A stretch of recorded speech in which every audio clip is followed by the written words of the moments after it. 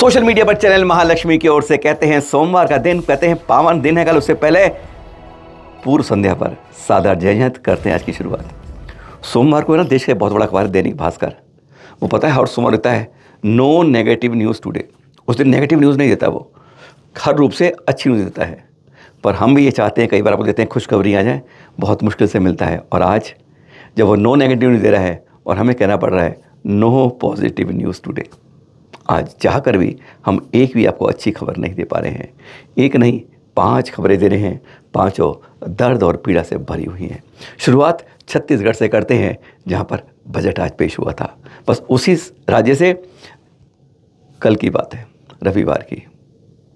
सोच नहीं सकता कोई क्या हुआ था।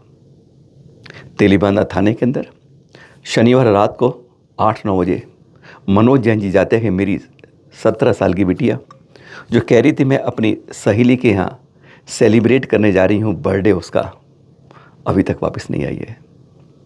फ़ोन की लोकेशन पुलिस ने ट्रेस करनी शुरू करी। जब वो थाने में बैठे ये बात कर रहे थे कि तभी पुलिस पर एक खबर आती है कि एक कोई लड़की युवा एक बिल्डिंग से नीचे कूद गई है। इधर पिताजी से पुलिस लेती है, उसका फ़ोन लेती है, फ़ोन नंबर क्या है, उसका लोकेशन ट्रेस करती है तो मालूम चलता है एम्पायर बिल्डिंग है, ये ऐश्वर्य एम्पायर बिल्डिंग, जहाँ की घटना उससे खबर आती है फ़ोन पर और यहाँ पर लोकेशन मिल जाती है। मनोज जैन की बेटी आर्य जैन 11वीं मंजिल से ऐश्वर्य एम्पायर से कूद जाती है। पुलिस जब पहुँचती है, सर फटा होता है, वहाँ पर जैसे एक लाश पड़ी होती है, खून बह रहा था। कुछ पुलिस कर नहीं पाई। पूछताछ से मालूम चलता है, लोगों ने बताया कि उन्होंने देखा था कि एक लड़की, यही लड़की सीढ़ियाँ चढ़ती चढ़ती 11वीं मंजिल पर गई है, साथ में उसके फ़ोन है। पुलिस ने इसे कह दिया सुसाइड केस है और आत्महत्या में इसको दर्ज किया जा रहा है। घर वालों से बात हुई, उनका यह कहना है कि जो रेलिंग ऊपर 11वीं मंजिल पर है वो 5 फीट ऊंची है, उस पर चढ़कर कूदना संभव नहीं है। आप धक्का दो, गिर सकता है। दूसरी बात, जब वहाँ देखा जाए तो वहाँ अकेले एक निशान 2 जोड़ी के नहीं आ रहे हैं कि एक जोड़ी हो जो चल रही हो, वहाँ पर कई और फुटप्रिंट भी हैं। और उनकी बेटी कभी भी कूद नहीं सकती, ऐसी कोई परेशान थी, लेकिन वह इस तरह नहीं। उनका यह कहना है कि यह पूरी जांच होनी चाहिए मनोज जी का कि वहाँ पर इतनी ऊंचाई से वह कूदी क्यों। क्या उसके बुलाया गया, या वह किसी से मिलने गई थी, क्या कोई बुलाने के पीछे पहुँच गया था। जो वहाँ पर पड़े हुए पैरों के निशान जो जूतों या चप्पलों के हैं, वह कुछ गवाही दे रहे हैं। मुँह गवाही, जाँच होनी चाहिए। पर कहते हैं पिछले कुछ समय से हम लगातार आपको आत्महत्या, अपहरण, इसी तरह की खबरें दिखा रहे हैं। सुसाइड कोई सॉल्यूशन नहीं है। दूसरी बात, अगर परेशान है, आज चक्र ऐसा है कि आज दुख है तो कल सुख आएगा। और अगर इस तरह की बातों को कोई लगे कि हत्या की साजिश है, कुछ और साजिश है, जांच पूरी होनी चाहिए, जैसा उनके पिता ने कहा है। दूसरी नेगेटिव खबर, 5 दिन पहले बताया था ना आपको, इंदौर के कपड़ा के व्यापारी हैं पवन जैन जी। हाँ, वो अपने कारोबार के सामने 19 तारीख को जयपुर जाते हैं, अपनी पत्नी को बता के जाते हैं और खबर करते हैं। लेकिन 25 तारीख को रात को पत्नी पर फ़ोन आता है फिरौती मांगने का, नहीं तो तुम्हारे पति की हत्या कर दी जाएगी। वह पति से बात कराते हैं, उसके पवन से बात कराते हैं। पवन कहता है मेरा अपहरण कर लिया है। समझ नहीं पाती है। आदमी फ़ोन पकड़ता है, अकाउंट नंबर बताता है कि इस खाते में 3 लाख रुपए डाल देना, पुलिस को सूचित मत करना, वरना बस समझ लीजिए आप। पत्नी पागल हो जाती है। मेरा पति कारोबार के लिए गया है, लेकिन हिम्मत करते हुए एरोड्रम थाने पर पहुंच जाती है, शिकायत करवा देती है। और वह रिकॉर्डिंग जो उसने कही थी, क्योंकि लग रहा था कि रिकॉर्डिंग कुछ ना कोई गोलमाल तो है, साथ में उसका फ़ोन नंबर सर्विलांस पर डाल देते हैं और वो खाता नंबर देते हैं, वह खाता नंबर भी दे देती है। पुलिस फ़ोन सर्विस डालती है तो पता चलता है कि ये जयपुर में नहीं, ये तो वहीं पर है, शाहजहाँ बाजार का पाचोरी जगह का नंबर है, यानी वही जगह जहाँ बेसिक में पवन जैन रहते थे। तो क्या पवन जैन ने एक कहानी रची है, खुद का ही अपहरण बताकर वसूली की है, क्योंकि बताया कि कईयों से उन्होंने कोरोना काल में घाटा हो गया था, बहुत नुकसान हो गया था, कईयों से पैसे ले रखे थे। तो पुलिस इस कहानी में लगी थी कि आ जाती है कई बार आती ऐसी कि अपना ही अपहरण करवाया और फिरौती के पैसे, पर अपनी पत्नी से मांगेगा, ये बात समझ नहीं आ रही थी। पुलिस तलाशी शुरू करी, जयपुर में नहीं था, ढूंढते ढूंढते उस नंबर तक पहुंच गई और पता चल गया कि उसका वास्तव में अपहरण हुआ था। कहते हैं सट्टा के अंदर कुछ खाम था जिसमें नुकसान हो गया और उसने पैसे दे नहीं पाया तो उसका अपहरण कर लिया गया। जुआ, सट्टा, इस तरह के जो गंदे खेल होते हैं वहां अंत ऐसा ही होता है। असामाजिक तत्वों के आगोश में पहुंच जाते हो तो फिर समझ लो आप जुआ नहीं खेलते हो, अपनी जान को खेलना पड़ता है, क्योंकि वह जानते हैं वसूली किस तरह होती है। बस उसी तरीके से की थी कि इसको अपहरण करेंगे नहीं तो मार देंगे, 3 लाख रुपए वसूल हो ही जाएंगे। पुलिस ने पकड़कर उसको गिरफ्तार कर लिया है और इस गोल झोल जो स्टोरी थी उसका पर्दाफाश कर दिया है।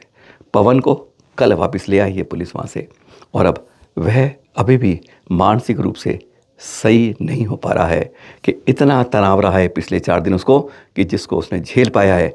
वास्तव में कई रुपए देने हैं पर उसका मतलब यह नहीं था। पर हाँ, इतना जरूर कहेंगे, गलत रास्ते कभी मत जाइए, क्योंकि ये रास्ता ही ऐसा भटकाव का है जो जिंदगी को झोल में वहाँ पहुँचा देता है जहाँ से बचना मुश्किल हो जाता है। पॉजिटिव करते करते, मंदिर की बात करते करते नेगेटिव भी बतानी पड़ रही है। आदर्श नगर दिल्ली की बात कर रहे हैं। बीती रात की, आज की तो बात है, अब तक बात पहुंची नहीं होगी वैसे अभी तक, क्योंकि थाने को भी अब मालूम चल रही है जब हम आपको बता रहे हैं।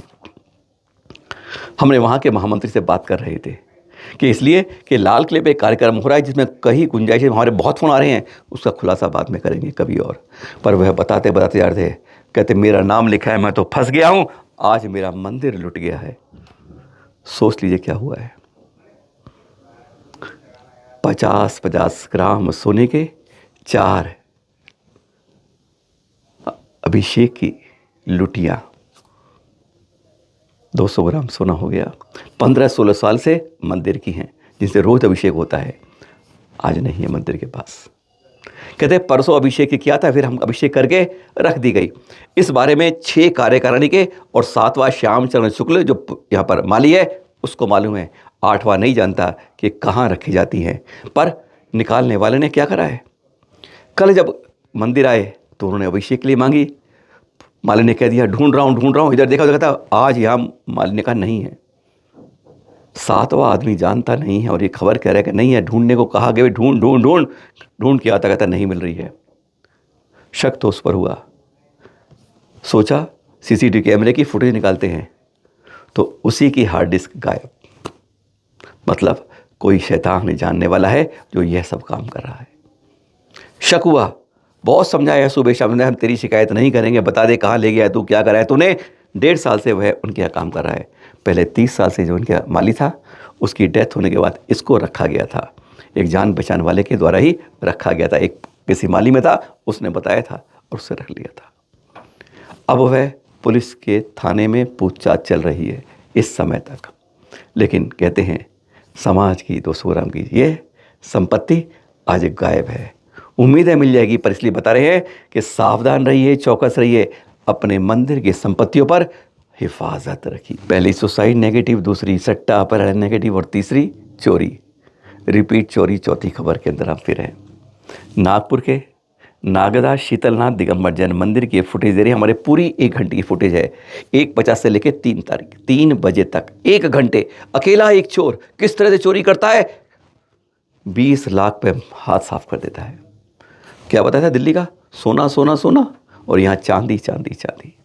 सोच लीजिए आप, आदिनाथ भगवान की, पद्मप्रभु भगवान की, शीतलनाथ भगवान जी की, अनंतनाथ भगवान जी की और शांति भगवान की 5 चांदी की प्रतिमाएं का, 12 सिंहासन, छत्र, भामंडल और चांदी का और सामान लगभग 20 किलो के लगभग का, और दान पेटी जो खुली नहीं थी जिसमें अंदाजा था इस पीरियड के अंदर 2 लाख से ज़्यादा नकद था। ये फुटेज देख रहे हैं, उस समय अकेला था और अकेला ही किस तरह से टॉर्च से हाथ साफ कर रहा था। इस पूरे घंटे की फुटेज चलवाने कुछ देर की आपको दिखा रहे हैं, चुपचाप आ रहा था किस तरह से। ये फुटेज पुलिस को दी, हमारे पास सूचना दोपहर तक वहाँ के महामंत्री ने कर दी और अध्यक्ष ने बता दी कि ऐसा हुआ है, पर अभी आप इसको जानकारी मत देना, क्योंकि पुलिस कह रही है ऐसी जानकारी से हर जगह फैल जाएगी, वह बच के निकल जाएगा। हमने कहा कोई बात नहीं है, आज शुक्र है, शनिवार है, रविवार है, हम 4 दिन पूरे मौके देंगे। पुलिस कह रही है हमें मालूम है उड़ीसा का ये आदमी है, यहीं के पहले राम मंदिर में चोरी कर चुका है, पकड़ा गया, उसके बाद छुड़ा गया है, उसके बाद दीनापुर के अंदर यहाँ पर चोरी कर चुका है। पूरा इतिहास जानती है पुलिस, लेकिन अब 72 घंटे हो गए हैं, अभी तक पकड़ नहीं पाई है।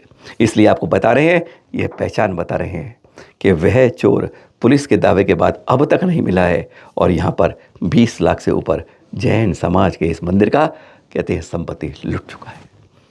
4 नेगेटिव खबरें क्या बता रही हैं? मंदिरों की सुरक्षा कहीं ना कहीं अपने ही भेदी हैं, या फिर कोई बाहर का आके इस तरह से चोरी कर जाता है। सुरक्षा हमारी कितनी खोल पोल ठोल है। और अब 5वीं है समाधि मरण की। आचार्य पवित्र सागर शिष्य मुनिश्री प्रभाव सागर जी के सानिध्य में मुनिश्री प्रभात सागर जी की यहाँ पर समाधि मरण परसों हो गया। चैनल महालक्ष्मी सांध्या महालक्ष्मी हार्दिक विनयांजलि अर्पित करता है।